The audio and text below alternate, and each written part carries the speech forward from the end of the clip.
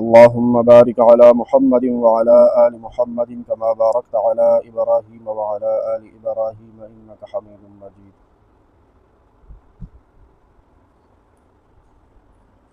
د پردې په باره کې یو حدیث مبارک ویم، اول را سره دا تړونو کوي چې انشاءالله عمل به پې کوو که خیر انشاءالله. حدیثونه خو ټول عمل دپاره دي که نه. په بعضې حدیث کې داسې خبره راشي چې هغې کې مونږ او تاسو ټول ګرفتار یو. لکه اوس د دې حدیث بیان نه بعد به تاسو ته اندازه وشي او انشاءالله لوز خو دی که خیري که نه چې عمل به پې کوو.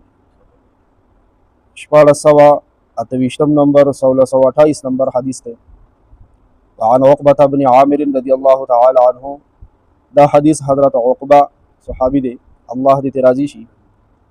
ابن عامر د پلار نوم عامر دی، عقبہ بن عامر، الله پاک دې ته راضي شي. الله پاک دې د خپل ځان نه راضي کړي. الله پاک دې زما ستا او د ټول امت د طرفه بهترینې بدلې ورکړي. ان رسول الله صلی الله تعالی علیه وسلم قال، چې نبی کریم صلی الله علیه وسلم ارشاد فرمایلو، پیغمبر علیہ السلام ویل، ایاکم والدخول علی النساء، تاسو زنانو سره د ورتلو نه ځان وساتئ، د زنانو خواته ورتلو نه ځان وساتئ. مونږ ته خو پیغمبر صلی الله علیه وسلم څه هدایت کوي، څه تعلیم راله راکوي، څه نه منع کوي. وایي زنانو سره د ناستې نه ځان وساتئ، د زنانو خواته د ورتلو نه ځان بچ کوي.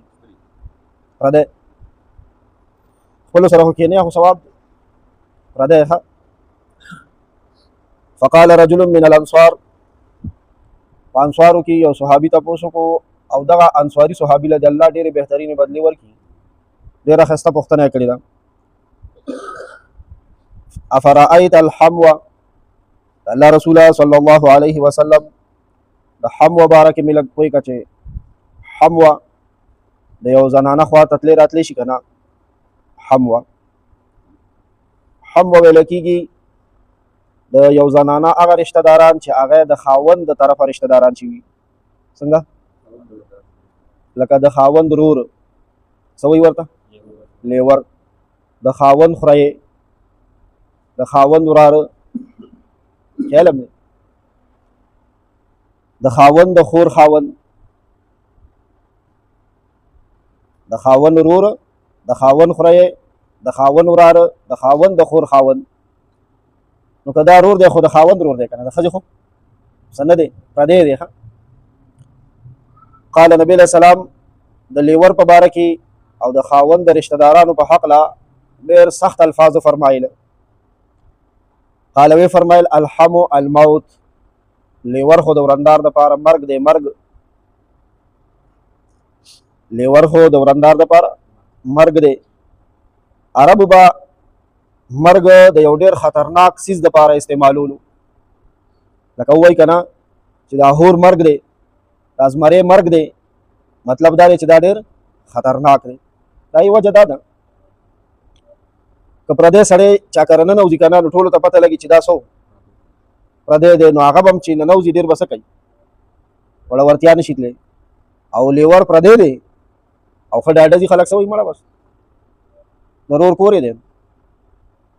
د پردي سړي په نسبت باندې په لیور باندې څوک بد نه مني، حالان کې د الله رسول په بد منلي دي، څه ویلي دي، وایي مرګ دی مرګ.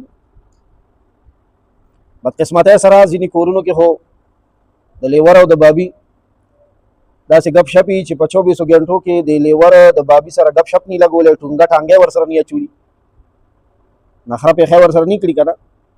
نو پلار هم دې زوی ته وایي ولې ورندار نه خفه یې، نن خو دې ورسره ټونګې وانه چولې، کچن کې په درسترخوان د لوښو وینځلو په ځای کې نن خو دې ورسره چیړ چاړو نه کړو، ولې څه خفه یې څه.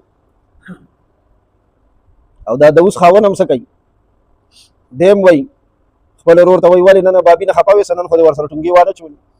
ګویا دا ټونګې اچوله دا د لیور په ډیپټیانو کې یو ډیپټي ده چې دی به 24 غنټې کې دا ډیپټي هم ترسره کوي. او راشه کتاب څه وایي، د الله رسول څه وایي، د لیور نه به پرده کوي. اوس په دې باندې ځان پوه کوي. زمونږ دین کې سختی نشته دی، بې ځایه سختی. کمباین فیملی ده، جاینټ فیملی ده، ورونه ورکې یو ځای اوسېږي، بیا د هغې بچي وشوه د تر بچی په یو کور کې اوسي، نو د ښځې لیور هم په دې کور کې دی، د ښځې د لیور بچی هم په دې کور کې دي چې د دې سړي ورېرونه دي، د خاوند دي ورېرونه دي، د دې څه نه کېږي. ګورئ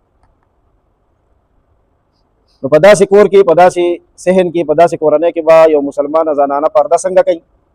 دا نه چې برقه په سر به ګرځي. برقه په سر ستر معنا نه ده. جامې به داسې اچوي چې هغه به کولو وي، ډبلې به وي، اوږدې به وي. جامې به څنګه وي؟ کولو، ډبلې، اوږدې.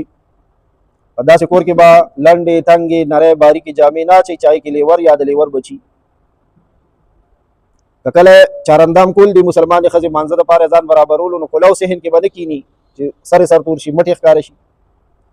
تا به ځان نه په دغه کور کې غټ څادر تاوئ، غټ څادر به یې په سر وي، ویښته به سنبال ساتي. لیور سره یا د لیور بچو سره به ځان لکېږي نه، لاس به نه میلاوئ.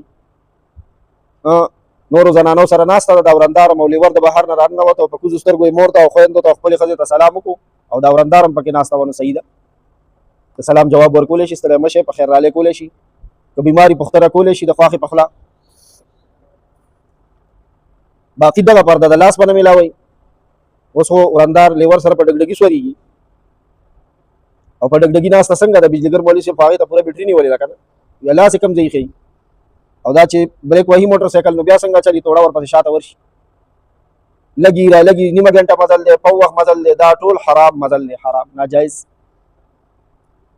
نو نبی علیه السلام وفرمایل چې زنانو له د ورتلو نه ځان بچ کوي. صحابي تپوس وکړو او د لیور په هکله څه خبره ده؟ دا خو مرګ دی، د لستوڼي مار دی وي. او باقي زمونږ او ستاسو خو د حیا ماحول دی الحمدلله. زمونږ او ستاسو په ذهنونو کې خو صفایي ده د پښتنو په دې کورنو کې. ورندار ته لیور د خور په نظر ګوري. صحیح ده، یو سړی به پاکو دماغ والی، پاک ذهنیت والا وي. خو تاسو نه دا تپوس کوم، پرون هم حدیث ویلی و، د صحابو نه پاک خلک په مخ د ځمکه به راشي داسې خلک، د نبي علیه صلات وسلام د بیبیانو نه پاکې زنانه وي، را به شي داسې خلک په مخ د ځمکه. هغوی ته م الله پاک ویلي دي تاسو م خپل منځ کې پردئ.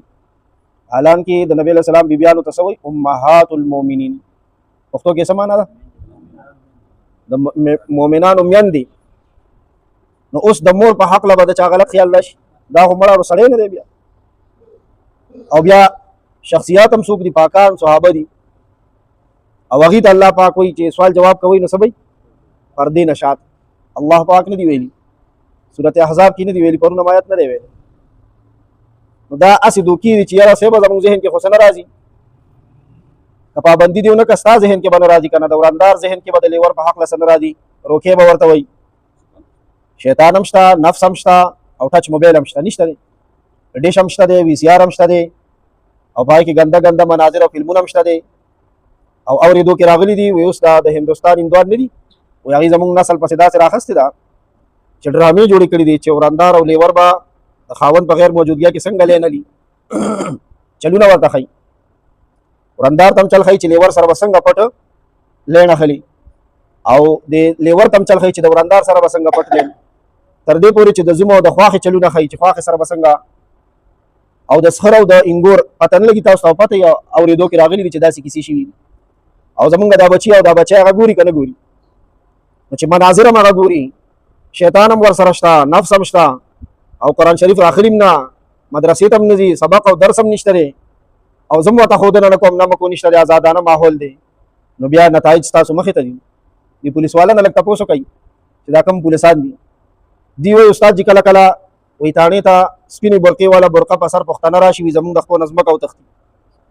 یا الله خیر کې اوس ایاناکو کرم کیسونه جوړ شو، نو چې هغه اف آی آر کوي، اف آی آر کوي، نو دی وایي زمونږ قلم ریږدي، زمونږ لاس ریږدي، دا زمونږ صف کې چې کوم پولیسان ملګري دي افسران دي، دی وایي داسې داسې کیسونه دي. وایي راته نه، دې ته پته ده، بس دی وایي مونږ یې نشو ویلی د حیا د لاس. نتایج دغه مخې ته دي. او نه که نور خبر یې او که ناخبر یې، د یو ورځ دا ورځپاڼې نه دي اخبار چې ورته وایي، د یو ورځې څومره اخبارونه دي که نه، اخبار والا ته وایي ته څومره اخبارونه راوړي، هغه وایي زه 10 قسم اخبار راوړم، ورته وایي هم دا 1000 روپۍ والا ما له 10 قسم اخبار نن راوړه نن. او بیا ورته سهار نه کښېنه او ګوره د خپلې علاقې، د خپلې ضلعې، د بلې ضلعې، د خپلې صوبې، د بلې صوبې، د خپل ملک، د بل ملک، بین الاقوامي خبرونه، بین الملکي خبرونه، بین الاضلاعي خبرونه، دا ته لږ وګوره، بیا به تا ته پته ولګي چې زمونږ د ملک او زمونږ د صوبې او زمونږ د ضلعې اخلاق کوم ځای ته رسېدلي. نو دا روکتام دی، روکتام ښه بهتره خبره خدا ده چې رور له کله واده کې زه ولا بیل جوړ کړه دیوال وهه روره ستا دغه طرف بس تر اوسه مې ورور اوس ودونه کېږي زما کور ته چې کومه تورسرې راځي ستا دپاره پردی ده او ستا کور ته چې کومه تورسرې راځي ما دپاره پردی ده او دا د خدای حکم دی که زما په خوله دې باور نه راځي د مولیانو نه عالمانو نه تپوس وکړه د قرآن نه د حدیث نه پوښتنه وکړه نو تاسو خو راته اول کې ویل چې موږ به پې عمل کوو که خیر اوس څنګه حال دی هغه اول کې او ډېر په شوق ویل اوس انشاءالله وصلی الله تعالی